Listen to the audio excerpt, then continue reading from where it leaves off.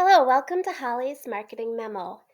These lessons will help keep you up to speed on marketing basics, news, and trends. I cover topics like marketing research, Google Ads, AI, and other relevant topics. If there's something you'd like me to cover in an upcoming video, just comment below, and I'll do my best to build future topics off the interests I see in the comments. Be sure to subscribe so you don't miss a thing. And a brief disclaimer. Practices and trends change all the time. What I'm offering here is accurate to the best of my knowledge, but I'm not perfect. So use these lessons to learn, but be sure to measure and monitor things like your own ad spending and results and adjust accordingly to fit your needs. So, welcome to Holly's Marketing Memo. This is my very first episode, and it's all about A/B testing, also known as split testing. So, to give you some information on the kind of best practices of A/B testing, we are going to start with something like this. This is what we're going to call Nice Newsletter. We've got a really simple blue newsletter. We've got a puppy on it, clean and simple. So, let's suppose that this newsletter gets sent out by email to a particular group of people every Saturday morning at about 10 a.m. We begin to notice that the open rate has been going down, and we're confused about that. So we want to do some tests to figure out what's up with that. So, what makes a good A/B test? Let's take a look at some examples. In our first example, we've got version A of our newsletter, the blue edition with the puppy, and then we've got another option here. It's got a kitty on it, otherwise it's the same. And we're preparing to send this out to 50% of a randomly selected group of our newsletter subscribers and 50% of the other remaining randomly selected set of our newsletter subscribers. So that was example 1. Now on to example 2. We've got the same newsletter, blue with the puppy, but our version B is going to be pink and it's going to have a kitty.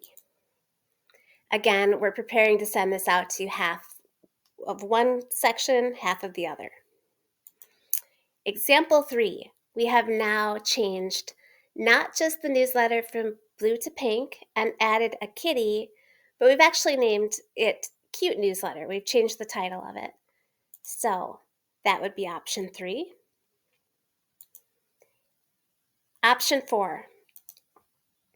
As you can see, we've gone back to our original look, changed only the kitty, but in this case, we're going to send the newsletters out at different times. Some people will get it on Saturday and some will get it on Sunday. So we had a lot of different things going on there. Which A/B test would we learn the most from? And which would we learn the least from? Well, when it comes to A/B testing, less is more. In terms of the basic rules of best practices for A/B testing, the best choice that was presented here was option 1. So to remind you, that's where we have blue newsletter with the puppy. The only change is that we have blue newsletter with the kitty. So why is that the best option?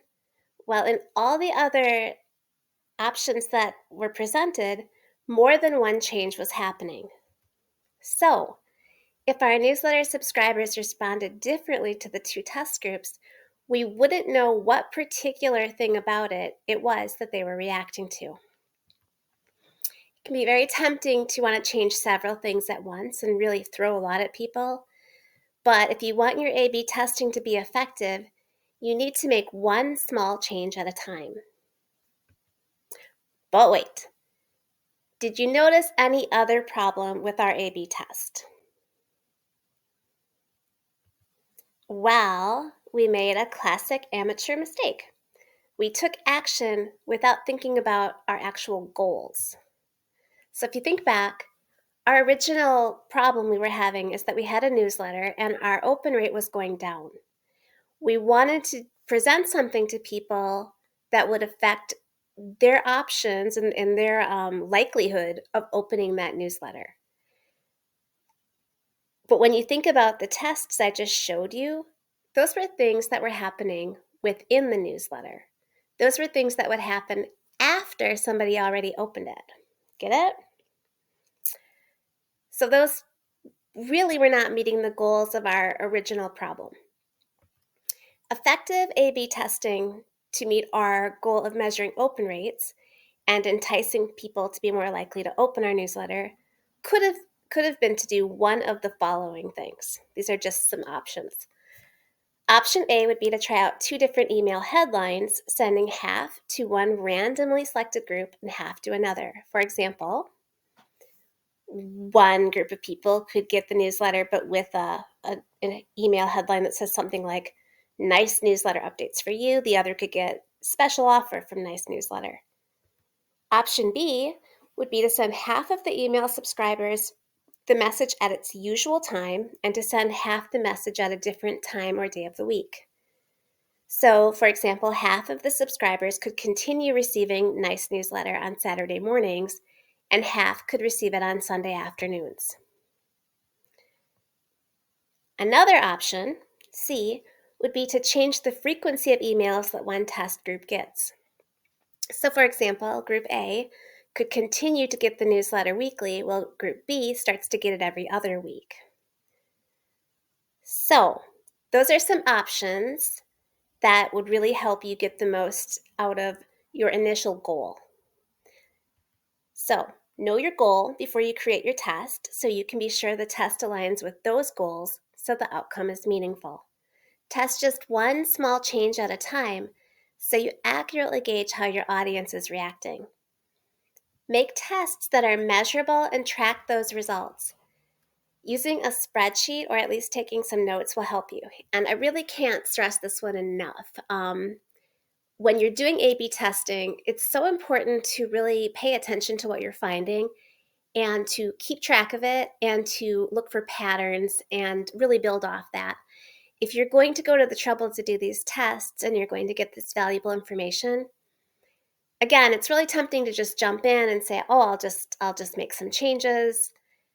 But over time, you start to keep making changes and you could be learning more if you were tracking what was prompting those changes to begin with. So, do yourself a favor and track things, and then you'll learn a lot from it. So, apply the changes that have positive results and keep testing. But remember, slow and steady is best.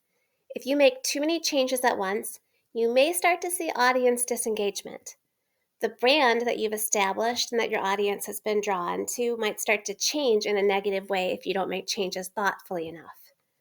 They might not even recognize Nice Newsletter if it doesn't look like Nice Newsletter. If you're confused about branding, don't worry. I'll talk more about that in another video. I think branding's really interesting, and yeah, we'll definitely dive into that in the future. Now that you know the basics, you're probably wondering how to actually apply A/B testing to real-life marketing efforts. If you're sending out newsletters, you're in luck. Most newsletter programs make A/B testing very easy. It's built right into your options, so you can start testing with a couple clicks of a button. This goes for Constant Contact, MailerLite, and others. Some even give you the option of doing the test with a portion of the audience and sending the rest of the audience whichever version performed better. If you want to try A/B testing on your website, so for instance, some viewers see one version of your homepage and others see another, or perhaps maybe they see, one checkout option and a different checkout option, whatever. There are plenty of easy options that can help you with that too. So now remember, if you're going to try A/B testing on your website, keep it simple. Just like in our newsletter example, you don't want to throw too much at your audience at once, or you won't know what it was that they responded to. Think about your goal. Do you want to get more people who come to your website to sign up for your newsletter? Are you looking for more clicks on a certain page or sales of a certain product?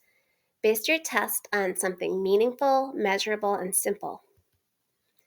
To create the A/B test for your website, you'll need some simple software to help you. There are lots of options out there. A/B Tasty is one, Optimizely is another. There are many. Most of them have some free versions you can try. They're easy and they're fun to use, so you can play around with that. You can do A/B testing in all kinds of ways. So if we look back at the original newsletter examples, so going back to puppy versus kitty, one small change, like offering 2 image choices, can be an effective test. Imagine that Nice Newsletter is for an animal shelter and they'd like to measure how many donations are coming in through a form at the end of the newsletter. Sending half the audience the puppy edition and half the kitty edition with no other changes, and then measuring whether there is a difference in the response to the call to action later in the newsletter for donations would be a clear, simple, and easy to measure A/B test.